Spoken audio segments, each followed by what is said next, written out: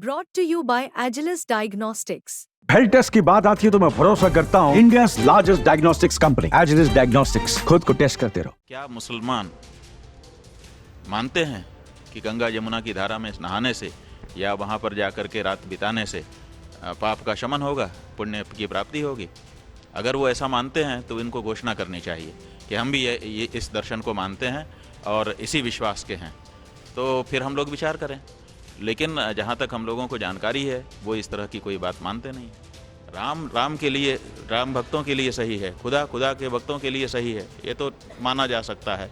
लेकिन राम खुदैया कर दी जाए, ना राम रहे ना खुदा रहे, ये कौन सी बात है? ये कौन सी मिक्सिंग है? तो इस तरह की जो बात कर रहे हैं कि ये बांटने वाला है, अरे भैया इस्लाम अपना करके आपने अपने आप को बांट लिया है।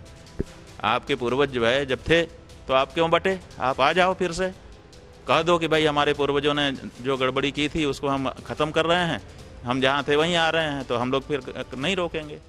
अभी एक महत्वपूर्ण फैसला अखिल अखाड़ा परिषद की तरफ से लिया गया है कि 2024 जो महाकुंभ है प्रयागराज में लगना है, वहाँ पर गैर सनातनी खाने पीने की चीज़ों को बिक्री न कर सकें, ये मांग उठाई है। जबकि ऑल इंडिया जमात मुस्लिम जमात ने इसका विरोध किया है, इसको बांटने वाला और सांप्रदायिकता फैलाने वाला निर्णय बताया है। नहीं, ऐसा है कि जो प्रयाग में महाकुंभ पर्व आयोजित हो रहा है वो किस उद्देश्य से हो रहा है पहले ये देखना पड़ेगा। वो इसलिए हो रहा है कि हमारे यहाँ जो हिंदू दर्शन है उसमें ये कहा गया है, सीता सीते सरिते यत्र संगथे तत्राप्लुतासो दिवमुत्पतन्ति ये वै तन्मम विसृजन्ति धीरा स्ते जनासो अमृता भवन्ति। वहाँ एक अमृत तत्व है, उस तत्व की प्राप्ति के लिए हम जा रहे हैं। उसको प्राप्त करने से होता क्या है? होता यह है कि हमारे जितने पाप होते हैं जाने से अनजाने से हुए, उनका समन होता है और साथ ही साथ हमको पुण्य की, अक्षय पुण्य की प्राप्ति होती है। तो पाप का शमन होगा और पुण्य की प्राप्ति होगी, यह उद्देश्य लेकर के वहाँ पर लोग इकट्ठा हो रहे हैं। क्या मुसलमान मानते हैं कि गंगा यमुना की धारा में नहाने से या वहाँ पर जा कर के रात बिताने से पाप का शमन होगा, पुण्य की प्राप्ति होगी? अगर वो ऐसा मानते हैं तो इनको घोषणा करनी चाहिए कि हम भी ये इस दर्शन को मानते हैं और इसी विश्वास के हैं, तो फिर हम लोग विचार करें। लेकिन जहाँ तक हम लोगों को जानकारी है वो इस तरह की कोई बात मानते नहीं हैं। तो जब दार्शनिक दृष्टि से, धार्मिक दृष्टि से वहाँ पर उनका कुछ बनता नहीं है तो वहाँ क्यों जाना है? जहाँ तक व्यापार की बात है और विशेष करके खाने पीने की बात है, तो हमारे यहाँ, हमारे धर्म में पवित्र वस्तुओं के ही उपयोग का नियम है। और पवित्र वस्तु केवल स्वच्छता से नहीं होती है, उसकी पवित्रता के लिए हमको बहुत सारी दूसरी चीज़ों का, नियमों का भी पालन करना पड़ता है। किसी की दृष्टि पड़ जाए तो भी हमारा भोज्य पदार्थ दूषित कभी कभी हो जाता है।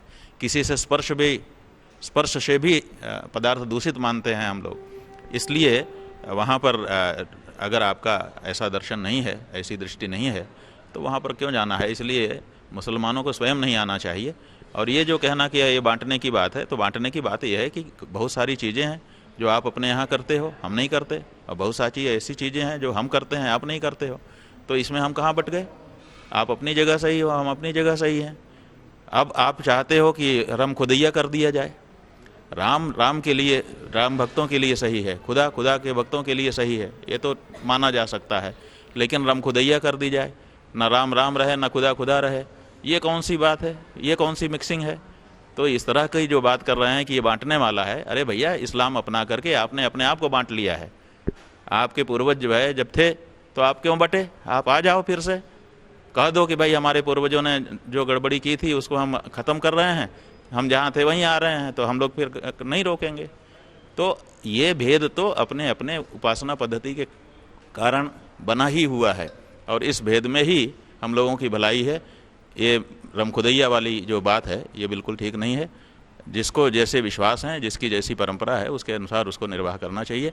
हम उनसे कहना चाहेंगे कि हम आपके विरोध में ऐसा निर्णय नहीं ले रहे हैं, हम अपने पवित्रता को बनाए रखने के लिए ऐसा निर्णय ले रहे हैं। विशेष करके उन परिस्थितियों में ऐसे निर्णय को कहने, और हम लोग तो पहले से भी इसी नियम का पालन करते हैं, लेकिन अब तो कहना पड़ रहा है। क्यों? क्योंकि अब इतने वीडियो आ गए कि आप लोग जो है खजूर में भी थूक करके पैक कर रहे हो। आप जो है मद्रास की कोर्ट में जा कर के एफिडेविट पे कह रहे हो कि हमारे यहाँ तो सुन्नत है कि जब तक हम थूकेंगे नहीं वो चीज़ ही हमारे आगे बढ़ाने लायक नहीं होगी। तो जब ये सब आप एफिडेविट पे स्वीकार कर ले रहे हो, तो अब इसको जानने के बाद मक्खी जो है जब तक नहीं दिखी, कोई निकल गया बात अलग है, दिखने के बाद नहीं निकल सकता।